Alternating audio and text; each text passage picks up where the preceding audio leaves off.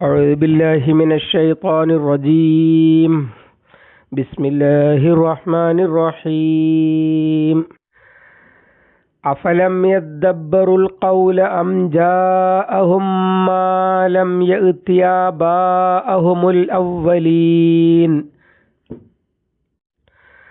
أم لم يعرفوا رسولهم فهم له منكرون أم يقولون به جنة بل جاءهم بالحق وأكثرهم للحق كارهون. صدق الله العظيم. സൂറത്തുൽ മുഅ്മിനൂൻ 68, 69, 70. അഫലം യദ്ദബ്ബറു, അവർ നന്നായി ആലോചിച്ച് നോക്കിയിട്ടില്ലയോ, അല്ലെങ്കിൽ നന്നായി പഠിച്ചു നോക്കിയിട്ടില്ലയോ എന്നൊക്കെയാണ് അർത്ഥം. ദുബുർ അടിയിൽ ആഴത്തിലിറങ്ങി പഠിച്ചു നോക്കുക എന്നാണ് തദബ്ബുർ എന്ന് പറഞ്ഞാൽ. യതദബ്ബറു ആണ് യദ്ദബ്ബറു ആയിട്ടുള്ളത്. അൽ ഖൗല, ഈ വചനത്തെ അല്ലെങ്കിൽ ഈ സംസാരത്തെ എന്നർത്ഥം. അം ജാഅഹും, അതല്ല അവർക്ക് വന്നിരിക്കുകയാണോ, മാലം യഅ്തി ആബാഅഹും, അവരുടെ പിതാക്കന്മാർക്ക് വരാത്തത്, അല്ലവ്വലീൻ മുൻഗാമികളായ. അം ലം യഅരിഫു റസൂലഹും, അല്ലെങ്കിൽ അവരുടെ റസൂലിനെ അവർക്ക് അറിയുകയില്ലേ, അഥവാ പരിചയമില്ലേ എന്നർത്ഥം. ഫഹും ലഹു മുൻകിറൂൻ, അതിനാൽ അദ്ദേഹത്തെ അവർ പരിചയമില്ലാത്തവരാണോ. അം യഖൂലൂന, അതല്ല അവർ പറയുകയാണോ, ബിഹി ജിന്നത്തുൻ, അദ്ദേഹത്തിന് ഭ്രാന്താണെന്ന്. ബൽ ജാഅഹും, എന്നാൽ അദ്ദേഹം വന്നിരിക്കുന്നു, ബിൽ ഹഖ്, യാഥാർത്ഥ്യവും കൊണ്ട് അല്ലെങ്കിൽ സത്യവും കൊണ്ട്. വഅക്സറുഹും, അവരിൽ അധിക പേരും, ലിൽ ഹഖ്, സത്യത്തിനോട്, സത്യത്തിനെ കാരിഹൂൻ, വെറുക്കുന്നവരാണ്, സത്യത്തോട് വെറുപ്പുള്ളവരാണ് എന്നർത്ഥം. മുകളിൽ അഹങ്കാരത്തോടുകൂടി ഖുർആൻ പാരായണം അവഗണിച്ചു കളഞ്ഞ, തിരിഞ്ഞു കളഞ്ഞ, എന്നിട്ട് സദസ്സുകളിൽ ഇരുന്ന് കളിയാക്കിക്കൊണ്ടിരുന്ന ആളുകളെ കുറിച്ചാണ് പറഞ്ഞത്. അത് അവരോട് പരലോകത്ത് വെച്ച് അവരുടെ അവസ്ഥ പറയുമ്പോൾ പറഞ്ഞതാണ്. അവരോട് ഇഹലോകത്ത് വെച്ച് ചില ചോദ്യങ്ങളാണ് ഇവിടുന്ന് അങ്ങോട്ടുള്ള ഏതാനും ആയത്തുകൾ. അതിലൊന്നാമത്തെ ചോദ്യം, ഇവർ കളിയാക്കുന്നുണ്ട്, എന്നാൽ അവർ ഇതൊന്ന് കാര്യത്തിൽ പഠിച്ചു നോക്കിയിട്ടുണ്ടോ, എന്താണ് ഈ പറയുന്നത് എന്ന്. ആ ചോദ്യമേ ഉള്ളൂ, അതിൻ്റെ ഉത്തരമില്ല. പഠിച്ചു നോക്കിയാൽ സൂറത്തു നിസായിലെ അല്ലാഹു തആല പറയുന്നുണ്ടല്ലോ, 82-ാമത്തെ ആയത്ത്,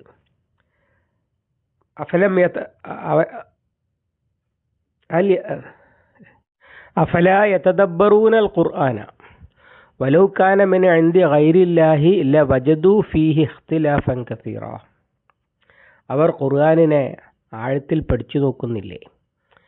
വലൗ കാന മിൻ ഇൻദി ഗൈരില്ലാഹി, അത് അല്ലാഹു അല്ലാത്തവരുടെ പക്കൽ നിന്നാണെങ്കിൽ, ലവജദൂ ഫീഹി ഇഖ്തിലാഫൻ കസീറ, അതിൽ ധാരാളം വൈരുദ്ധ്യങ്ങൾ അവർ കണ്ടേനെ.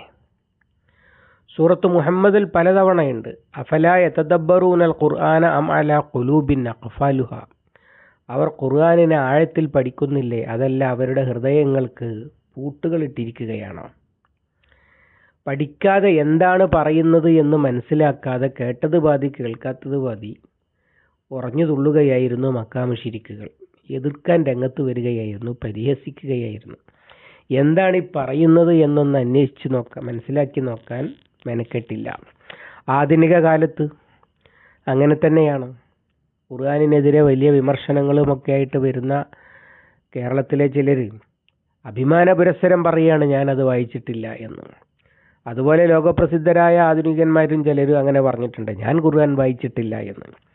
ഒരു സംഗതി കണ്ടിട്ടില്ല എന്നത് വലിയൊരു അഭിമാനമായി തീരുന്നത് എപ്പോഴാണ്?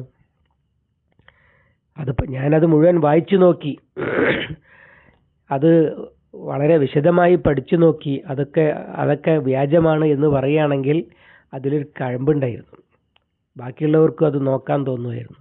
പക്ഷേ ഇവർ പേടിക്കുന്നുണ്ട്, ബാക്കിയുള്ളവരാരെങ്കിലും ഇത് വായിച്ചു കളയുമോ എന്ന്. അതുകൊണ്ട് വലിയ കാര്യത്തിൽ പറയുകയാണ് അത് ഞാൻ വായിച്ചിട്ടില്ല എന്നത്. ഇത് തന്നെയായിരുന്നു മക്കയിലെ അഹങ്കാരികളുടെ നിലവാരവും. അതുകൊണ്ടാണ് ചോദ്യം, അഫല യദ്ദബ്ബറുൽ ഖൗല അം ജാഅഹും മാലം യഅതി ആബാഅഹുൽ അവ്വലീൻ. പഠിച്ചു നോക്കിയിട്ടില്ല, പിന്നെ എന്താണ് പ്രശ്നം? ഇത് പുതിയ എന്തെങ്കിലും ഒരു വർത്തമാനമാണോ? അഥവാ ഇതുവരെ കേൾക്കാത്ത, ഇതുവരെ സംഭവിച്ചിട്ടില്ലാത്തൊരു കാര്യമാണോ ഈ സംഭവം? ഒരു നബി സന്ദേശവുമായിട്ട് വരിക. സൂറത്തു അൻആമിലുണ്ടല്ലോ,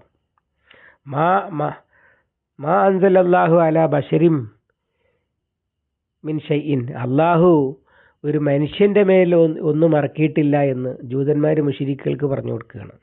അള്ളാഹിന്റെ മറുചോദ്യം ഖുൽ മൻ ജാഅ ബിഹി മൂസ, പിന്നെ മൂസ കൊണ്ടുവന്നത് ഖുൽ മൻ അൻസല ലദി ജാഅ ബിഹി മൂസ, പിന്നെ മൂസ കൊണ്ടുവന്നത് പിന്നെ ആരിറക്കിയതാണ് എന്ന്. മൂസാ നബി വന്നതാണ്.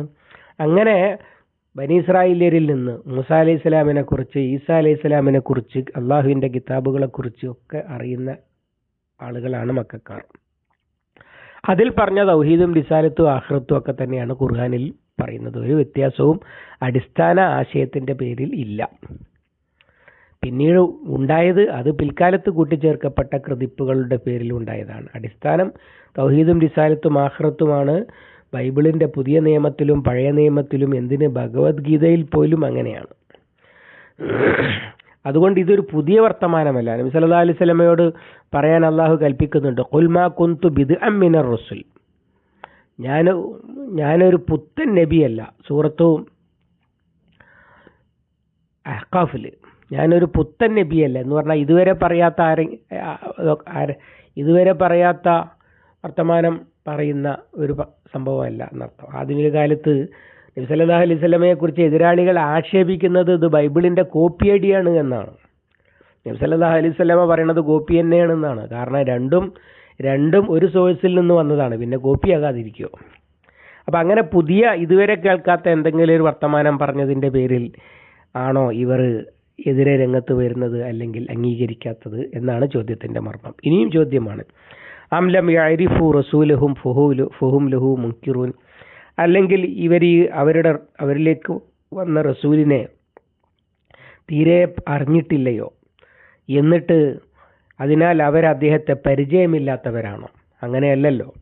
നബി സല്ലല്ലാഹു അലൈഹി വസല്ലമ നുബുവത്തിൻ്റെ മുമ്പ് തന്നെ മക്കയിലെ നാട്ടുകാർക്ക് വളരെ സ്വീകാര്യനായ, അവർക്ക് വളരെ വിശ്വസ്തനായ, പല തർക്കങ്ങളിലും മധ്യസ്ഥം വഹിച്ച് തീർപ്പ് കൽപ്പിച്ചിട്ടുള്ള, പലരും വിശ്വാസ്യത മൂലം തങ്ങളുടെ വസ്തുവകകൾ സൂക്ഷിക്കാൻ ഏൽപ്പിച്ചിരുന്ന, അങ്ങനെ ഇപ്പോൾ ഷുഐബ് നബിയെ കുറിച്ചാണ് പറയുന്നത്, പിന്നെ ലഖദ് കുന്ത ഫീന മർജുവൻ, നീ ഞങ്ങളുടെ വലിയ പ്രതീക്ഷാപാത്രമായിരുന്നു എന്നതുപോലെ മക്കക്കാർക്ക് വലിയ പ്രതീക്ഷയായിരുന്ന, എല്ലാവർക്കും അറിയുന്ന, അങ്ങോട്ടും ഇങ്ങോട്ടും അറിയുന്ന ആളായിരുന്നല്ലോ നബി സല്ലല്ലാഹു അലൈഹി വസല്ലം. അല്ലാതെ എവിടുന്നോ വന്ന ഒരുത്തൻ, ഒരു പരിചയമില്ലാത്ത, ഇയാൾ മുമ്പ് എങ്ങനെയായിരുന്നു, എന്തായിരുന്നു എന്നൊന്നും അറിയാത്ത ഒരാൾ വന്നിട്ട് എന്തൊക്കെയോ പറയുക, അതുകൊണ്ട് ഇയാൾ പറയുന്നത് വിശ്വസിക്കാൻ കൊള്ളാവുന്നത് തന്നെയാണോ എന്ന് ഞങ്ങൾക്കറിയില്ല, ഞങ്ങൾക്ക് അദ്ദേഹത്തെ പരിചയമില്ല എന്നൊരവസ്ഥ ഉണ്ടോ? ഇല്ലാത്തത് കൊണ്ടാണ് ഈ ചോദ്യം.